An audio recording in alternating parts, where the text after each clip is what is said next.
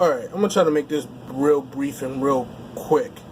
Um, I don't understand why people get so upset about athletes who, quote unquote, disrespect the flag, so they say. I often wonder if these people if they have even researched the history of this country. And I'm not even talking about 200, 300 years ago, but merely 60, 70, 40, 30, and even up until recent times. Have they ever even researched the policies, the mentality of the systematic destruction of people who are quote unquote non-white? Do people even understand that what you call it, the founder of what we would call Planned Parenthood, Margaret Sanger, who said that Negroes are human weeds that need to be exterminated. But and I'm paraphrasing it, but in essence, we don't want them to know that we want to exterminate them. Like, this wasn't 200 years ago. This wasn't 300 years ago, 400, 500 years ago when this was said. This was said in the early 1900s. So, with that being said, people being mad that an athlete takes a stance because of the racial injustice in this country not only shows me how it's still a problem, but how majority of the people don't see it as a problem. They see the person speaking up about it is the problem. The person not putting their hand over their chest is the problem. The person who sits down during the national anthem or turns their back on the flag at the national, they are the problem. It's not the systemic issues that stem from why they're turning their back or they're sitting down or they're not putting their hand across their heart. Which leads me to this final conclusion. For as much as I am at peace with all men, no matter their color, no matter their background, whatever, this is why I'm just, after seeing this in forums and people on my friends list posting their outrage about this, and news outlets making this the biggest story ever, as if the whole economy is not about to just go down in flames and everyone's about to lose their money. And pretty soon, it won't matter that a damn athlete didn't stand up for the national anthem. But because people are so in their... What the internet has done is created little biodomes around people where they get high off their own bullshit. So the more they fart, the more they excrement their bullshit and sniff it and inhale it and get high off of it, they begin to believe their own shit. And the reality of the situation is, me as a black man in this so-called black man in this so-called country who's a corporation, my reality has been turmoil at some times with how I feel about this country. Yes, I'm not an athlete, but I've definitely made a living in this country. But I would beg this to say to people who say, well, he's a millionaire and he's got to do what few people have gotten to do. Okay, I hear you. So let's say Colin Kaepernick sees someone you love, your mom, your sister, your auntie, your niece, being raped, and the rapist offers Colin Kaepernick, let's say it's like Bill Gates who was raping you. This is unrealistic, but it's the point that I'm trying to get across, not the realism of the scenario. So let's say Bill Gates is raping your niece, right? And Colin Kaepernick's walking his dog, living in his rich mansion area, right? Because he's living his American dream, right? And so he sees Bill Gates raping your niece. And Bill Gates said, hey, no worry. I'll give you a bunch of laptops, computers, and I'll give you $5 million if you don't say anything about this. So in that instance, when an injustice has been done to someone that you love, Colin Kaepernick is now silent because, well, he's getting his money. And it's the same premise. When you see people systematically being... Now, don't get me wrong, I ain't no Black Lives Matter supporter. But when you see unarmed people, whether or not they have criminal past or not, once you have a criminal in possession or detained, that is it.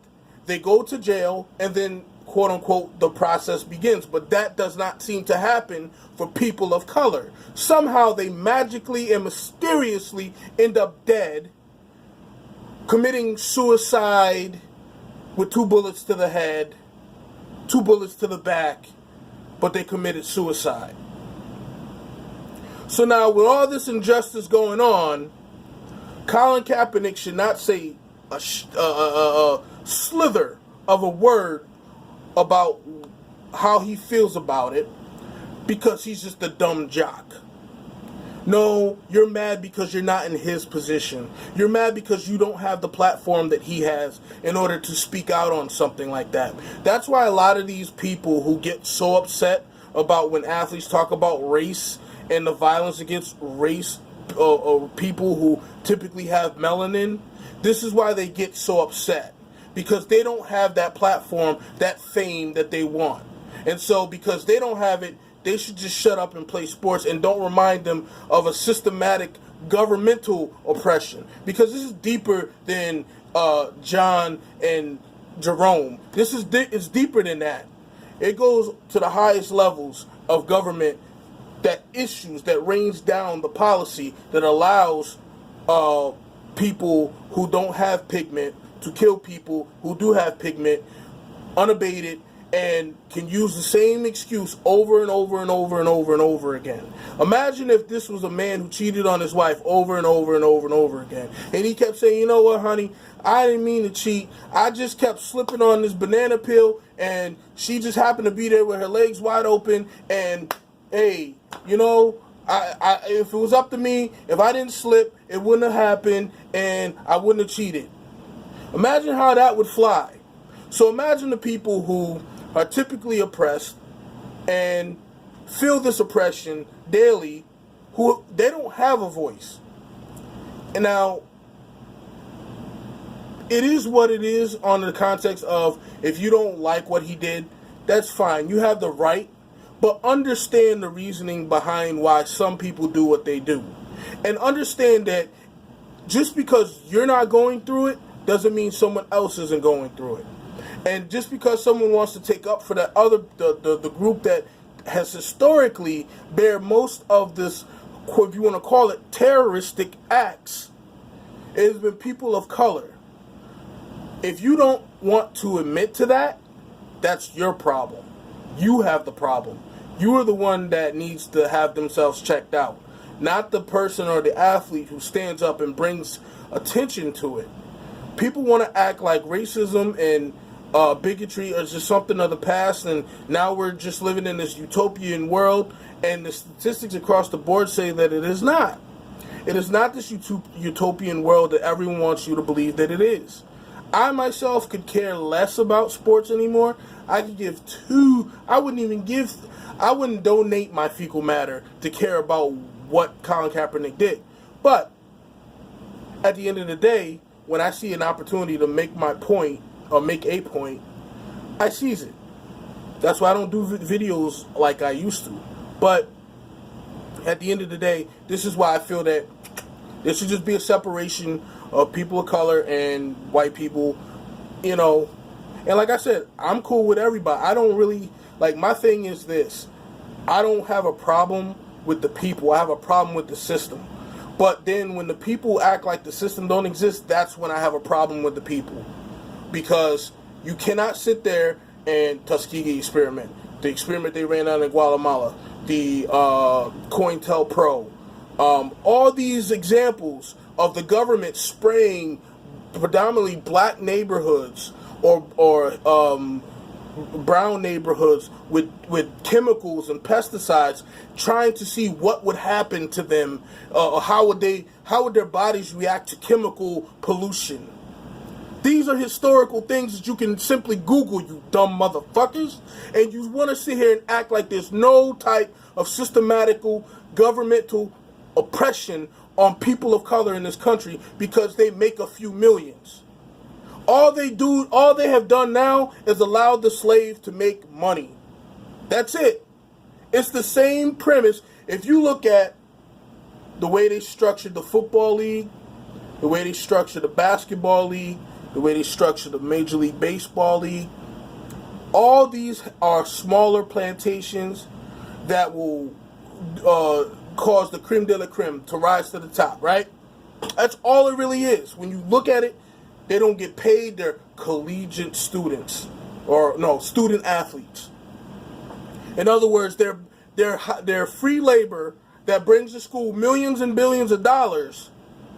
Now, Alabama is the poorest state, one of the poorest states in the country or in the corporation. But yet, and still, they bring in millions of dollars and get championships seemingly every other year. And it's amazing to me how a college could prosper in a state that's so poor. It's another form of slavery.